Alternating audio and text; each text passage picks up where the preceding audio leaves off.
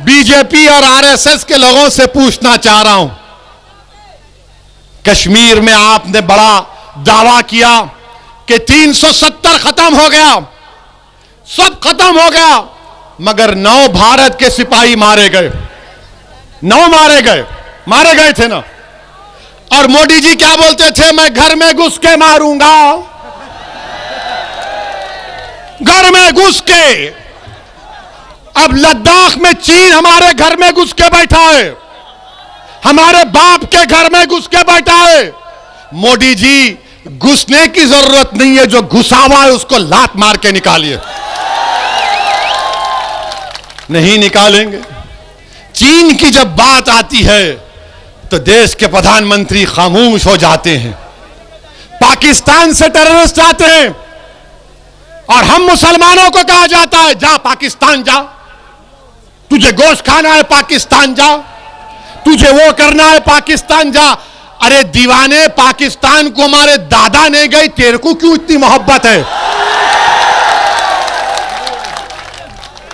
मगर पाकिस्तान का नाम लेकर हमको गाली, मगर जब क्रिकेट खेलने की बात आ रही है तो कल दोनों क्रिकेट खेलेंगे। मैं मोदी जी से पूछना चाह रहा हूं, मैं आरएसएस के मोहन भगवत से पूछना चाह रहा हूं, मोदी जी, भगवत जी, ये आपका देश से प्रेम है क्या? मोदी और मोहन भगवत, वो जो देश के सिपाही मारे गए, उनके परिवार से कहेंगे आप कि कल का T20 का क्रिकेट मैच देखो? मरने वालों को आप कहेंगे कि देखो कल भारत और पाकिस्तान का क्रिकेट मैच हो रहा है? जिसके घर में अपने बेटे की लाश आई होगी उसको मालूम होगा। हमारा असलम ये आईटीबीपी में 27 साल काम किया, जिसने लद्दाख पर काम किया, भारत की सीमाओं की हिफाजत करा। इससे पूछो आप कि सीमाओं पर ठहरना कितना मुश्किल होता है, और हम क्रिकेट मैच खेल रहे हैं। वाह मोदी जी, वाह मोहन भगवत जी, ये आपका नेशनलिज्म अभी तक हमको समझ में नहीं आया। ये कौन सी मोहब्बत है? लोग बोलते कि नहीं नहीं, वर्ल्ड कप का मैच है। अरे वर्ल्ड कप का वर्ल्ड कप, जब हमारे सिपाही मारे जा रहे हैं और कश्मीर में 370 निकाल दिए। मेरे अजीज दोस्तों और बुजुर्गों, फिर आप देख इसने एक लंबी दास्तान है। अच्छा, ये योगी की सरकार है। योगी बोलते कोई यहां पर फसाद नहीं हुआ। कितना झूठ बोलेंगे योगी आप? एनसीआरबी का डेटा है, 2019 में अमित शाह की मिनिस्ट्री कह रही है कि उत्तर प्रदेश में 5000 से ज्यादा कम्युनल राइट्स इंसिडेंट हुए। और फिर हम बाबा से पूछना चाह रहे हैं, बाबा परवीन कुमार का नाम याद रखो। यह सहारनपुर का परवीन कुमार है, जिसने सहारनपुर से 200 किलोमीटर पैदल गया। क्यों गया? क्योंकि बाबा की पुलिस ने उसको पकड़ा और उससे कहा, परवीन कुमार से, कि क्या तूने इस्लाम को कबूल करके अपना नाम अब्दुल समद रख लिया? बाबा की पुलिस ने। और परवीन कुमार कौन था? परवीन कुमार अपने आप को योगी का भक्त बोलता था। परवीन कुमार अपने आप को हिंदुत्व का नेशनलिस्ट कहता था। इसने बाबा पर किताब भी लिखी, मोदी पर किताब लिखी। जब परवीन कुमार को नहीं छोड़ा गया, जिसने योगी पर किताब, मोदी पर किताब, उसको योगी की पुलिस ने कहा कि तू धर्मांतरण कर चुका है। मेरे अजीज दोस्तों और बुजुर्गों, यह उत्तर प्रदेश का हाल है। मेरी आपसे गुजारिश है कि आप डरने और घबराने की जरूरत नहीं है। हमको यकीनन इंशाअल्लाह ताला, हमारी भी ख्वाहिश है, हमारी भी कोशिश है कि उत्तर प्रदेश में दोबारा योगी मुख्यमंत्री ना बने। हमारी भी ख्वाहिश है कि 24 में दोबारा देश का प्रधानमंत्री मोदी ना बने। और इंशाअल्लाह ताला हम अपनी कोशिश को जारी रखेंगे। मगर मैं किठौर से उन लोगों को एक सवाल करना चाह रहा हूं जो योगी और मोदी के भक्त हैं। जरा ये तो बताओ, ये तुम्हारा उत्तर प्रदेश का कैसा मंत्री है? उस मंत्री का नाम याद नहीं आ रहा, जोकर तो हैं वो। उन्होंने कहा कि पेट्रोल को भारत के 95% लोग इस्तेमाल ही नहीं करते। मंत्री ने कहा, ये क्या नाम है उनका? हाँ, नाम क्या है उनका? नाम देखना पड़ेगा।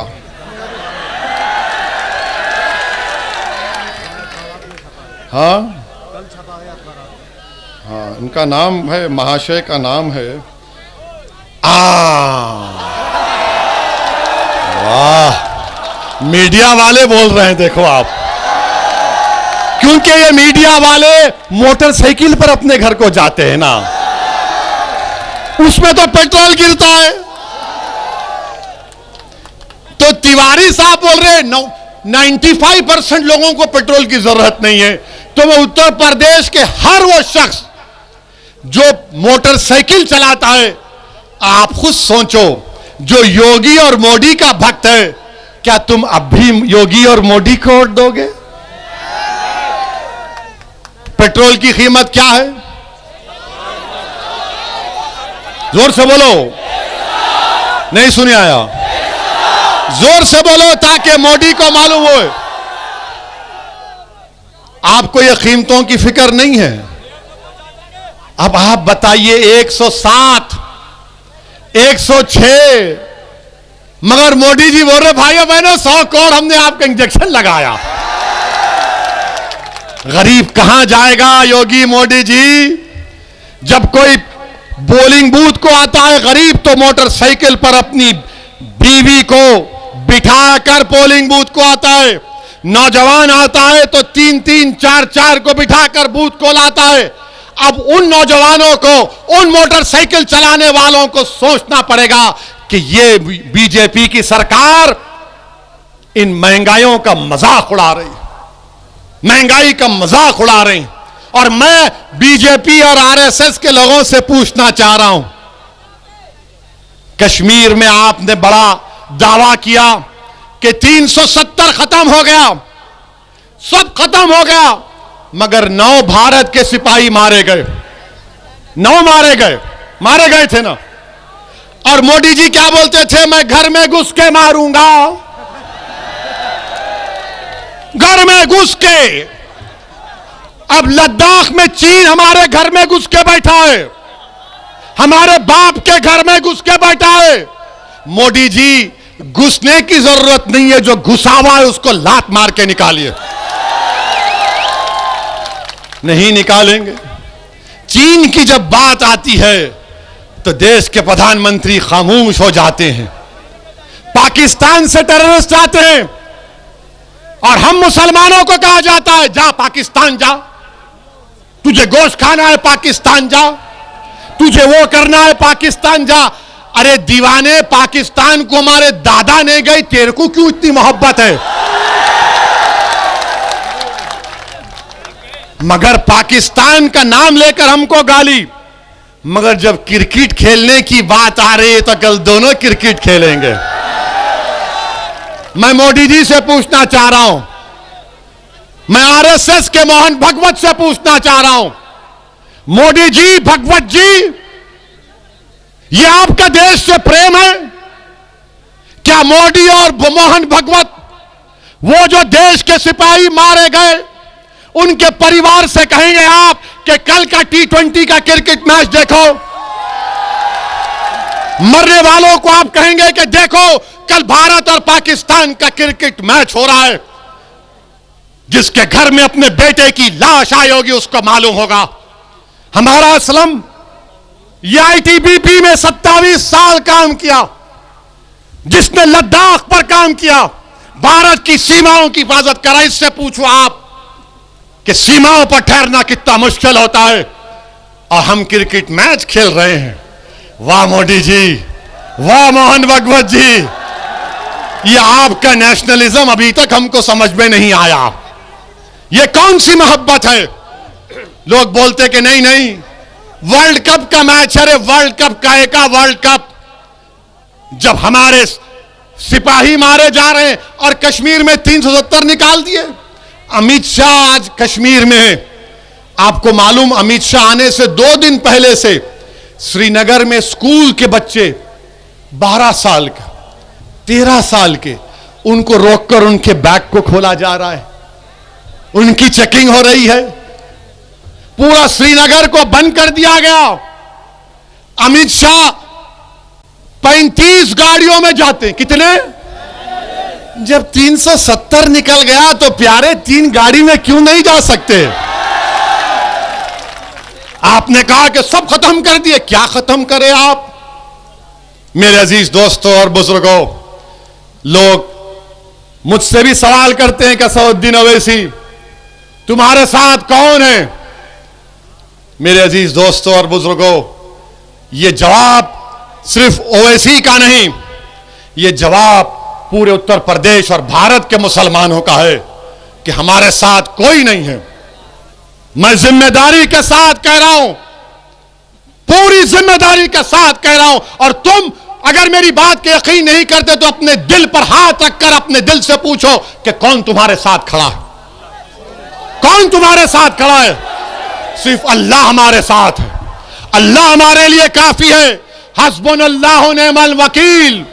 अपने हिम्मत और हौसलों को बुलंद रखो। यह देश हमारा है।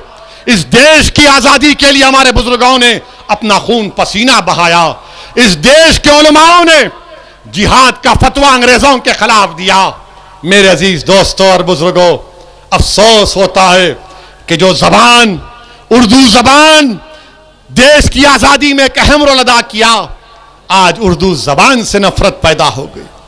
इतनी नफरत पैदा हो गई कि 4 मुसलमानों को नेशनल इन्वेस्टिगेटिंग एजेंसी ने गिरफ्तार किया और चारों पर इल्जाम क्या था कि उन्होंने ये कहा कि घी हम पहुंचा देंगे। क्या कहा? जोर से बोलो, घी हम पहुंचा देंगे। और एक इल्जाम क्या था कि उन्होंने कहा, उन 4 मुसलमानों ने, कि तुमने खिदमत की। तो एनआईए कहती है मोदी की, घी बम है, खिदमत अटैक है, हमला है। अरे कौन सी डिक्शनरी में लिखा है? कौन से फेरोजुल लुगात में लिखा है कि घी बम है, खिदमत हमला है? तो जज ने कहा यह सब झूठ है और मुकदमे को निकाल कर फेंक दिया। यह काम हो रहा है, यह काम हो रहा है। बहरहाल मेरे अजीज दोस्तों और बुजुर्गों, मेरी आपसे गुजारिश है कि उत्तर प्रदेश के आने वाले विधानसभा के चुनाव में मेरी आपसे दरबंदाना अपील है कि बगैर खौफ के, बगैर जहनी उलझन के, पूरे इत्मीनान और एतमाद के साथ, पूरे भरोसे के साथ मंजलिस के हक में अपने वोट का इस्तेमाल करिए। अपने इत्तेहाद को मजबूत करिए। डरने और घबराने की जरूरत नहीं है। मैं आपके सामने नारा लगाऊंगा, आप मेरे साथ नारे का जवाब देंगे।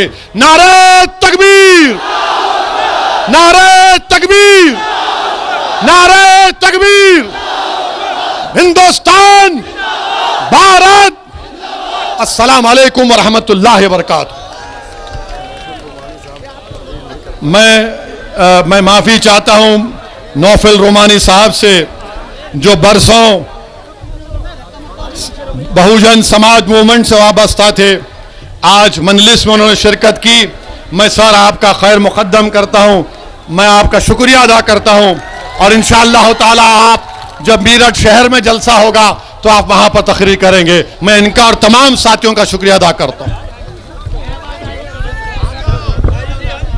ओवैसी साहब, ओवैसी साहब।